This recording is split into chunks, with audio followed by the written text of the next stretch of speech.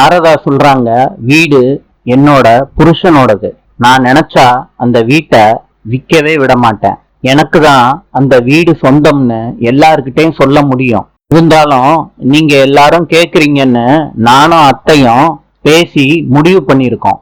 நான் இப்ப சொல்ல போற விஷயத்துக்கு நீங்க ஒத்துக்கிட்டா வீட்டை விக்கலாம், இல்லாட்டி வீடு இப்படியே பூட்டி இருக்கட்டும். சரிம்மா, நீ என்ன முடிவு பண்ணிருக்க சொல்லுமா? கொடைக்கானல் வீட்டை காவேரியே வாங்கிக்கிட்டோம். நீங்க எல்லாரும் ரெஜிஸ்டர் ஆபீஸுக்கு வந்து எந்த பிரச்சனையும் பண்ணாம சைன் பண்ணி கொடுக்கணும். காவேரி சொன்னபடி உங்களுக்காண்டி உள்ள பணத்தை கொடுத்துருவா. பாட்டி சொல்றாங்க, என்னடி முறைக்கிறீங்க? உன் தங்கச்சி வீட்டை நான் வாங்கிக்கிறேன்னு சொன்னப்ப எவ்வளவு கூட்டி சொன்னீங்க, அதையும் அவ ஒத்துக்கிட்டால. அங்க திருப்பியும் ஆர்கியூ பண்ண ஆரம்பிக்கிறாங்க.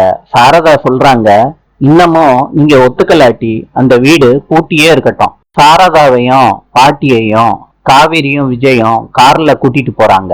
கார்ல வர்றப்ப பேசிக்கிட்டே வர்றாங்க. நவீன் கார்ல யமுனாவும் கங்காவும் வர்றாங்க. உங்க சொந்த ஊருக்கு மகாநதி குடும்பத்தை சேர்ந்தவங்க வந்துடுறாங்க. நாளை சந்திப்போம்.